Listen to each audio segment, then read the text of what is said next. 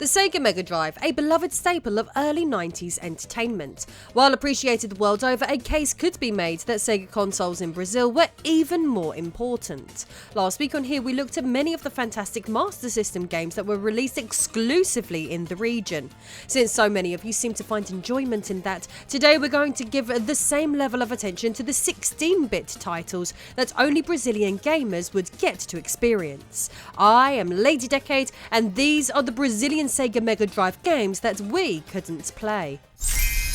Brazil, don't you just love this country and its incredible connection to Sega oddities? As you may likely know, strict tax laws in the region would make the direct importing of Japanese manufactured electronics close to impossible back in the day, but thanks to Brazilian company Tectoy signing a licensing agreement with Sega, Tectoy with their Sega consoles would go on to control 80% of Brazil's video game market, even developing and publishing games for the platforms themselves. So let's discuss the Mega Drive games that only the largest country in South America could enjoy. Let's start by talking about Nightmare Circus, a title developed by Funcom and published by Tectoy in June of 1996. Taking place in the vast expanse of the Arizona desert, players take control of Raven, a Native American who has found his life in a rather unfortunate place.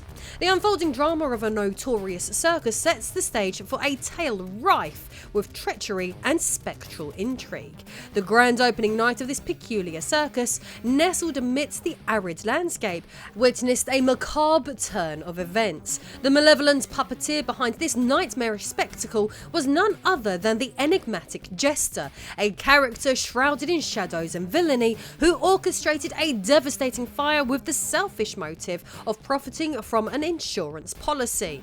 After burning everything to the ground, the Jester would be convicted for the deaths and havoc he caused through his act of arson. However, prior to his execution, he was warned that he would torment the souls of his victims forever. True to his word, supernatural events begin occurring where the circus once stood, and Raven, an individual whose family died in the fire, decides to investigate the unsettling goings-on. Through the mystical conduit of psi energy left behind by the malevolent Jester, a ghostly apparition materialized, a spectral echo of the once vibrant circus, now reduced to ruins. The ethereal manifestation unfolds before Raven's eyes, a haunting testament to the dark forces that lingered in the aftermath of that fateful night. Taking control of Raven within the immersive realm of the game, we embark on a journey navigating through a myriad of challenging levels set within the dynamic circus environment. Armed with a diverse array of fighting moves, Raven's mission is to vanquish adversaries that lurk at every turn. Players can engage in the standard one-player mode where Raven's skills are put to the test against an onslaught of foes, or indulge in cooperative two-player mode that allows friends to join forces in overcoming the circus-themed challenges. Additionally, a one-on-one duel mode introduces the element of player versus player combat, enabling a thrilling showdown between two human players or a riveting clash against an enemy character. Adding another layer of innovation, the game introduces a distinctive mode where one player assumes control of Raven. In contrast, the second player takes charge of generating the formidable array of adversaries encountered throughout the title. There is also what is known as Tweak mode, which grants players the power to fine-tune various game variables. From adjusting the gravitational forces at play to altering the speed of objects within the game environment, players can customize their gaming experience to suit their preferences. In essence, this game offers a surprisingly multifaceted experience for a game with such a limited release.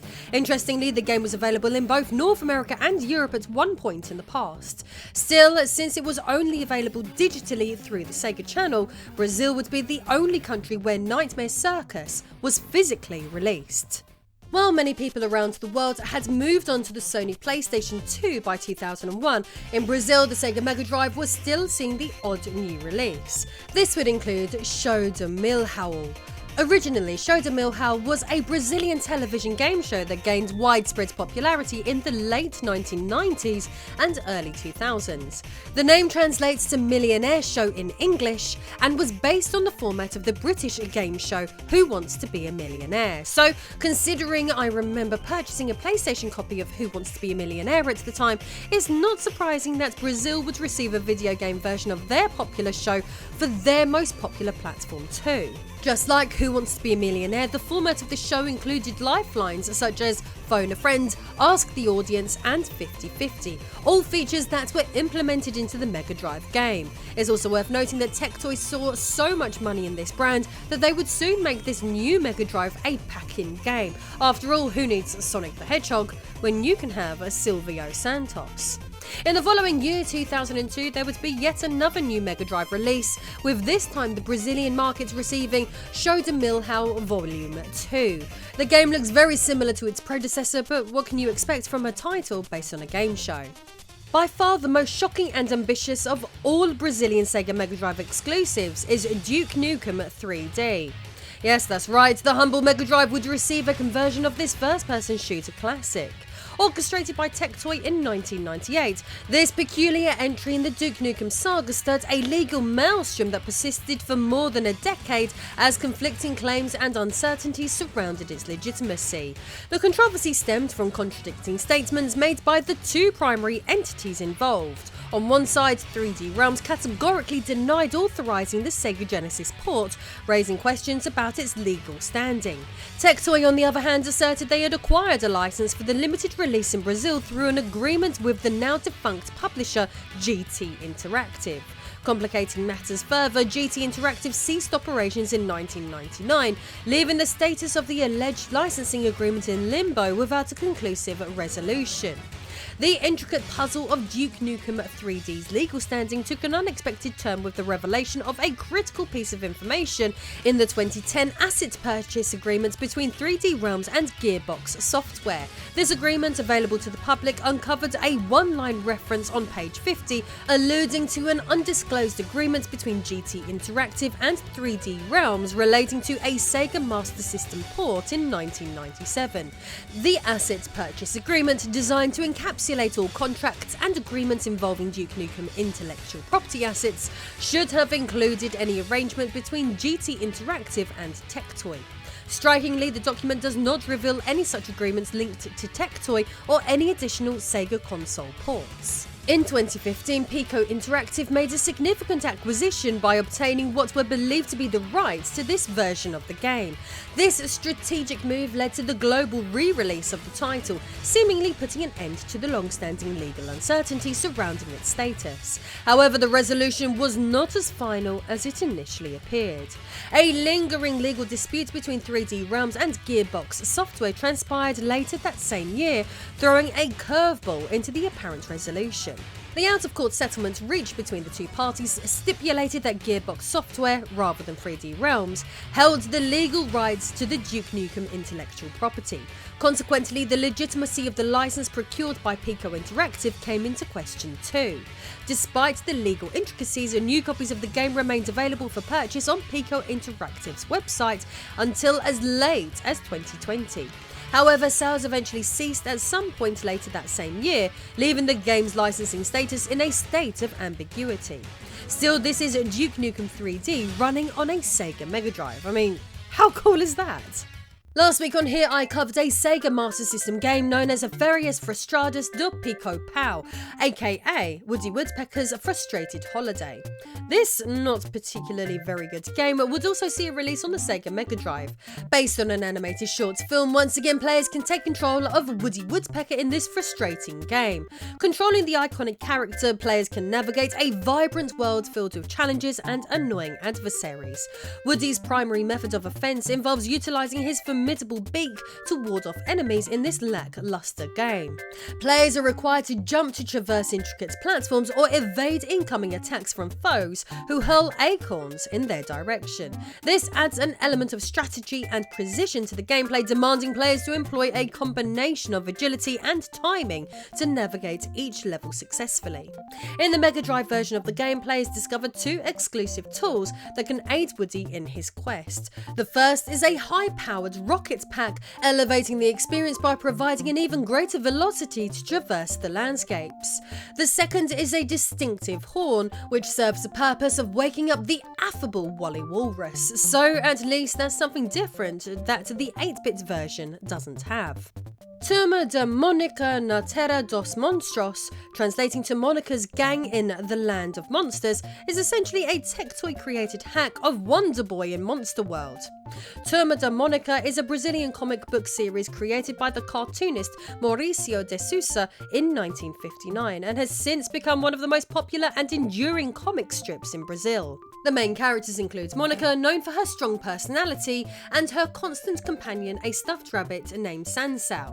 Cebolinha, a boy who struggles with the pronunciation of the letter R, is always scheming to outsmart Monica, albeit with frequent failures.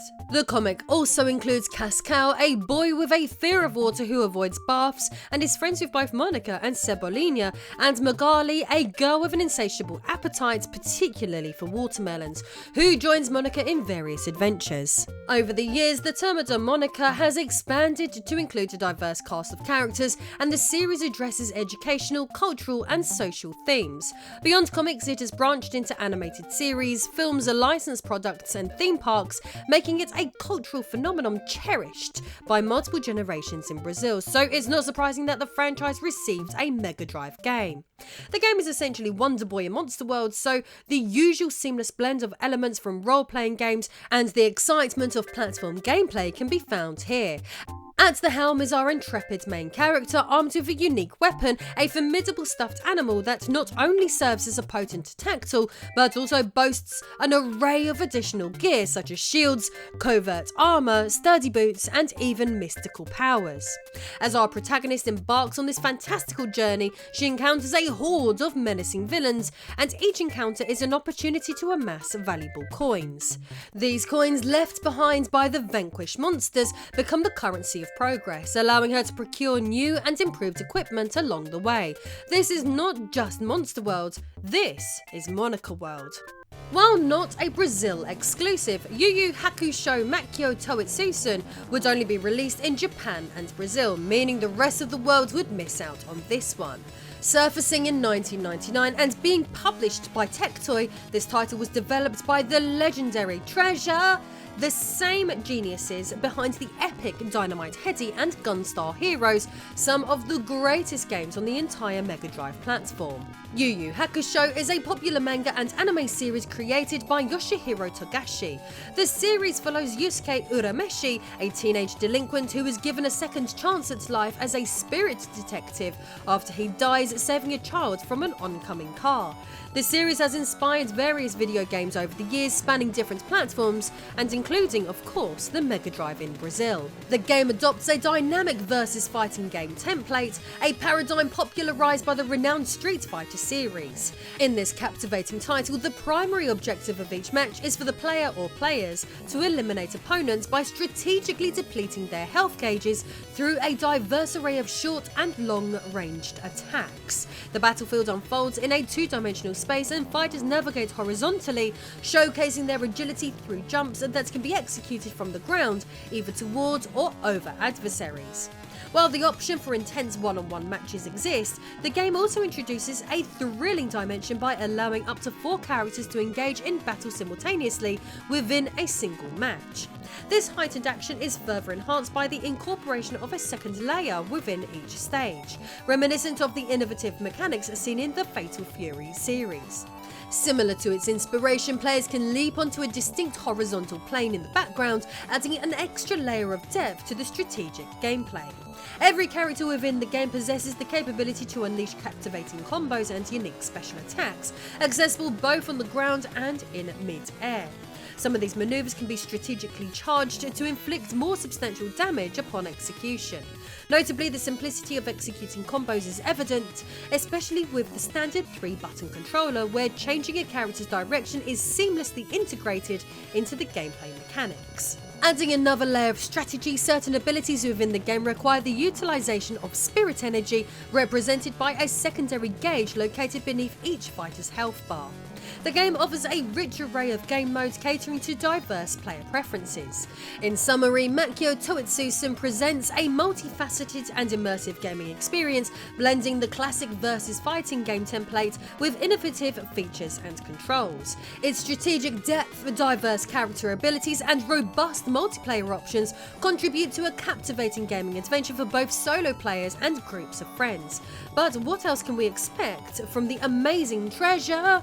So those were Brazilian Sega Megadrive games that we couldn't play. If you enjoyed this episode, you might want to watch my video about Brazilian Master System games now. See ya!